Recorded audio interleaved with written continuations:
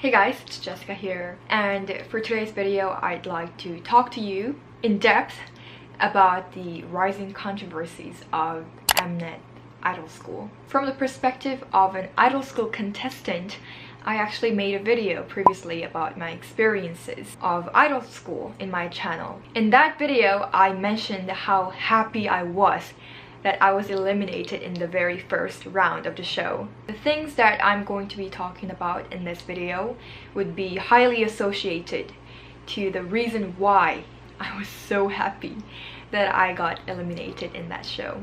Usually when I film this kind of video, I would have these bunch of cue cards, but today I don't have anything. And the reason for that is because I want to have real human moments with you guys where I just talk about things that I want to talk about. I want to start off with the reason why I went to idol school in the first place. And I know it's already there in the news that those 3,000 people who actually auditioned for that show and who went to the audition venue was just a set-off. I know that it's already apparent that only 4 out of 41 contestants in idol school went to that audition venue. You guys are probably wondering if I was one of those 4 people, and no, I didn't even know there was such a thing. For me, just me going to idol school was just, I don't want to say this, but it was an opportunity given to me.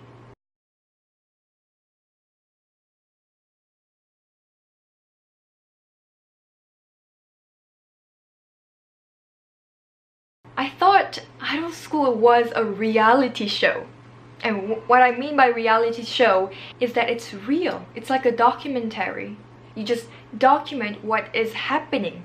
You're not trying to eliminate anyone. It's not a survival program where you have to survive until the end and you get to debut. No. My parents gave me the permission to go to idol school because of this premise that idol school was a reality show.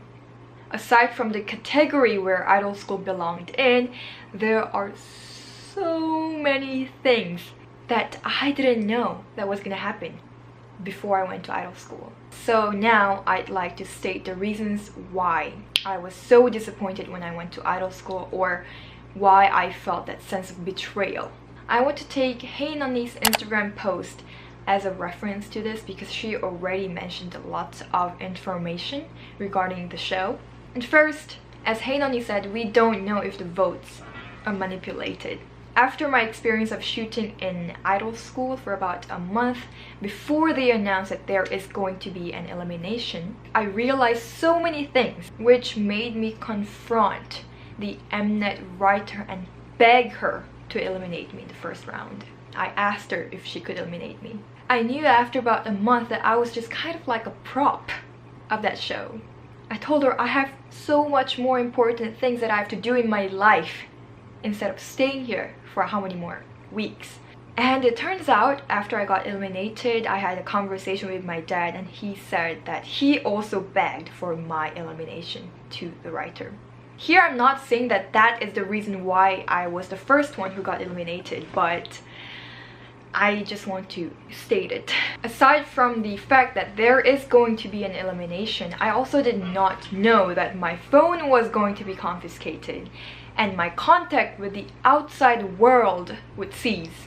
My family and my friends asked me if they would still be able to contact me while I am filming the show, and I said yeah, because they said so. But the moment I went there, my phone was confiscated, it was put in the Ziploc bag, and I never saw my phone since then, for 2 months. It was also mentioned in the news that the diet in idol school was just hectic. That's why it's mentioned that some of the students who got to go to their school bought like chocolate bars and snacks and hid it in their underwear or bra so they could bring it in. At first, when they started doing that, they did not check their bag or anything, but once the managers figured out that they were buying snacks from their school, they started checking their body. That act, if I think about it now, is violating human rights I myself even have an episode. I asked one of the students who went to school and I gave her my credit card, please buy me 50 chocolate bars. I did it. Yes, I did it. And I would eat it alone in toilet, sitting on the toilet. And there's this one episode that I really thought was unreasonable. There was a time when they thought, when I say they, it's the staff in the company, CJENM, they thought that we were getting fat, so we started weighing our weight every week. And I don't quite remember if it was 1 or 2 kilogram. I think it was 1. So if you gain 1 kilogram of weight, then you only get to eat one piece of something, one piece of food in the canteen when you eat breakfast, lunch and dinner. But in the contrary, if you lose 1 kilogram of weight, then you get to go to the food snack shop in the town. And this rule for me was so unreasonable because there was this contestant who had exactly the same height as me, and her weight was like 53 kilogram, 54 kilogram, and she lost 1 kilogram of weight, so she became, let's say, 52 kilogram, and she goes to get to the snack shop and buy something that she want to eat. And me, I gained 1 kilogram of weight and I got to eat 1 piece of French fry. I got to eat 1 piece of meat, and that was just really like, wow, this is just out of the world.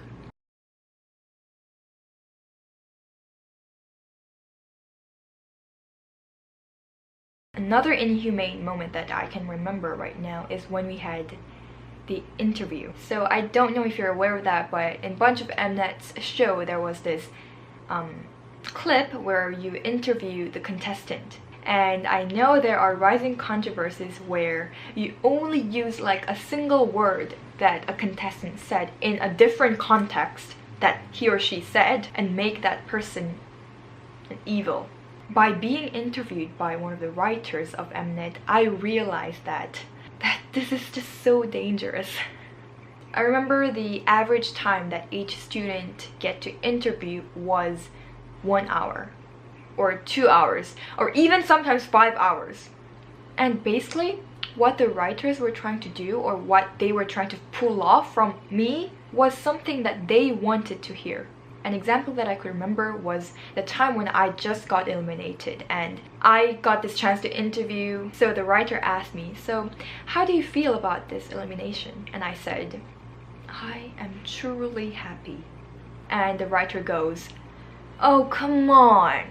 You are frustrating me until the very last moment. Because every time I did the interviews, I was just so frank. I would say whatever was in my mind. I mean, you said this is a reality show where we're supposed to be like this 40 beautiful, you know, when I say beautiful, not just beautiful on the outside, but beautiful in the inside. And we all gather together, we share the same passion and dream. That setting is already so interesting, isn't it? As Hainoni mentioned, it was like a drama, really. It was like a drama. There were times when we had to look at a blank screen and react. There was a time when we had to answer to our teacher, okay teacher, when he wasn't actually there. And I want to say I'm okay with that. It's just technical difficulties, right? What I did not appreciate is that they call this show a reality show. Why don't you call this show a drama? By claiming so, you are already fooling the audience. For me, idol school is just this tragic mirror of this world of media. This world where everything just became a show-off. You just do something for the sake of showing it to someone. About the whole contract issue with the CJENM, where people already signed the contract even before the show, or signed the contract while doing the show, or whatever. Yes, I mean, I was also asked to sign the contract.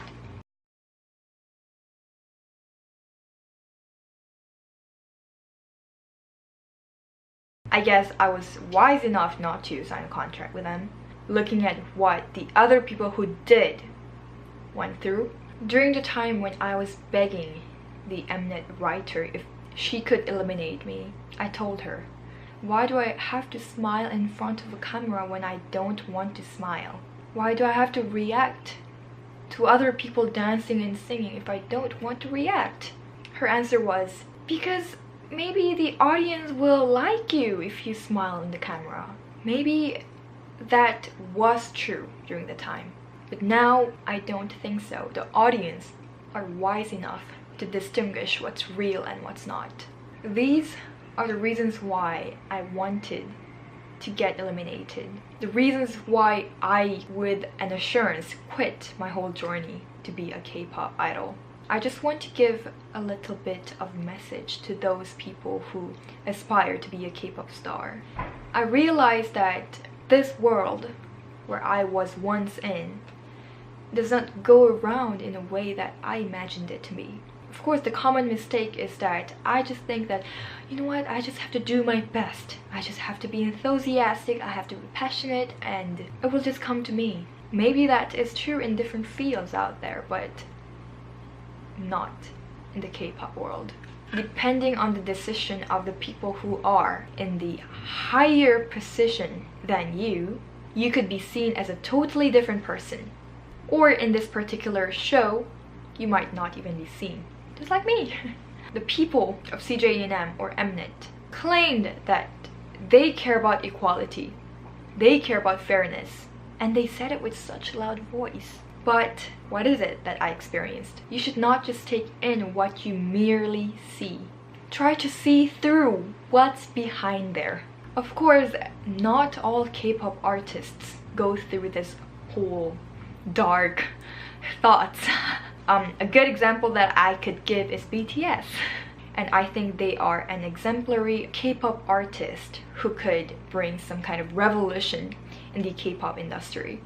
In there, I don't know why this whole distinction between the strong and the weak is just so explicit. I know it's really sad and that kind of distinction is probably present everywhere, but I just want to bring this kind of awareness that that's not how it should be. There's no such thing as the strong and the weak, right? Anyways, before I come to the conclusion, I would just like to mention Hae Onni's courage, because she's the one who kind of started this. In this world of media, in this age of materialism, probably this kind of issue or this kind of affair is so natural. But I guess by letting this happen, we are just losing that human aspect in us. I am not trying to put anyone down, because I am disappointed and me alone is enough. With this heightened level of consciousness, I hope we can bring some kind of revolution in the whole K-pop industry. Anyways, I hope you guys enjoyed this video. I know that was a bit saddening, but I still hope you did. And I will see you guys in my next video. Bye.